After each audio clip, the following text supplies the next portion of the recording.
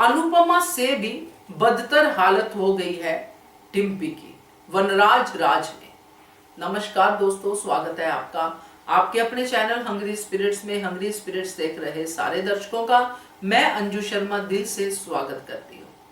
आज डिम्पी को रोते देख के बड़ा अफसोस हुआ, और अफसोस इसलिए भी हुआ कि जहां पे आज डिम्पी रो रही थी वहीं पे कभी अनुपमा भी रोती थी।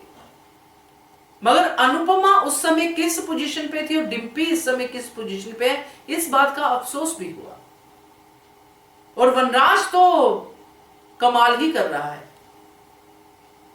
तो इस सारी बात जो है इसके ऊपर चर्चा करते हैं। पहले वही निवेदन, जिन्होंने अभी तक चैनल को सब्सक्राइब नहीं किया है कर लीजिए, साथ में दोस्तों बेल आइकॉन दबाइएगा ताकि आपको हमारे वीडियोस के नोटिफिकेशन मिलते रहे। वनराज जिस तरह का बिहेव डिम्पी के साथ आज कर रहा है, पहले अनुपमा के साथ भी करता था।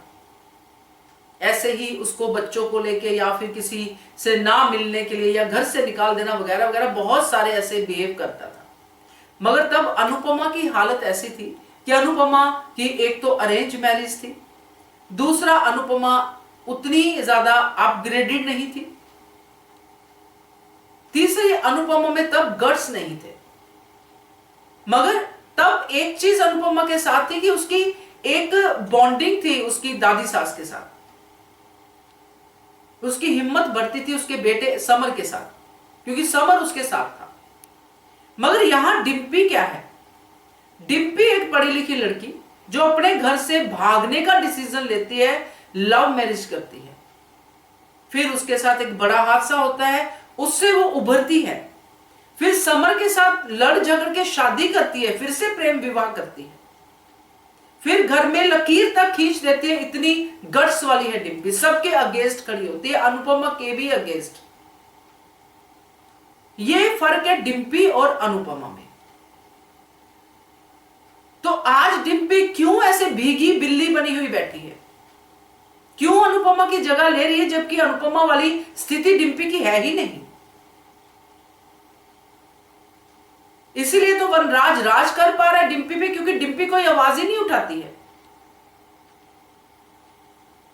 अच्छी हुनर की मालिक है, सब कुछ अच्छा है, चली जाए टीटू के साथ, भाग जाए टीटू के साथ, जो भी कुछ करना है करे, मगर हिम्मत दिखाए।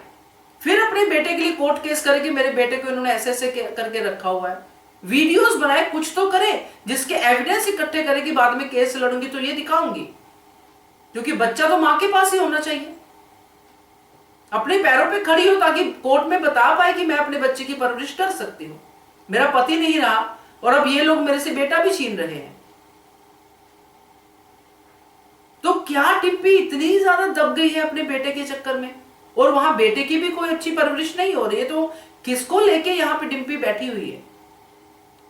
वनराज तो राज करेगा ही इसके ऊपर।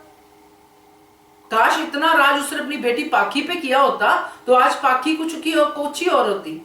वहां पे टोका होता कि लड़कों से ना मिलिए, ना कर, वो ना कर, तो पाखी दिखाती इसको, बताती इसको कि क्या होती है आजादी औरत की। मगर वो बेटी है, ये बहू है, और वो भी एक ऐसी बहू जिसका पति नहीं है। तो ये जो देखा है ना, ये सच में अनुपमा से भी बदतर हालत है। पढ़ी लिखी लड़की होके, गट्स वाली लड़की होके, जिसने इतने सब विलन के भी रोल किए हैं और बहुत सारे गट्स दिखाए हैं, वो आज इस तरह से जलील हो रही है। क्यों हो रही है ये नहीं समझ में आ रहा। बेटे की बात भी करूं तो भी नहीं समझ में आ रहा कि बेटे की चलो अच्छी परवरिश हो रही होती तो तू सह लेती, चल ठीक है सह लेती।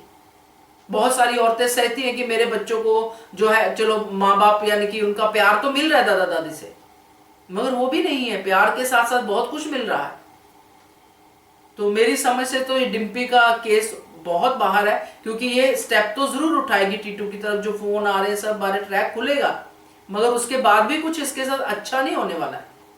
क्योंकि अब वनराज पावर में है, उसको अपनी पावर दिखाने के लिए एक जरिया मिल जाएगा और वो दिखाएगा डिम्पी के ऊपर।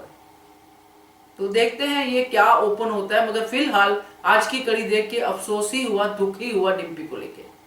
क्या कहते हो आप इसके बारे में कमेंट कीजिएगा। देखते रहिए channel Hungry Spirits. Thank you so much. Subscribe to our channel by clicking the subscribe button. Click the bell button and enjoy the latest uploads from our channel.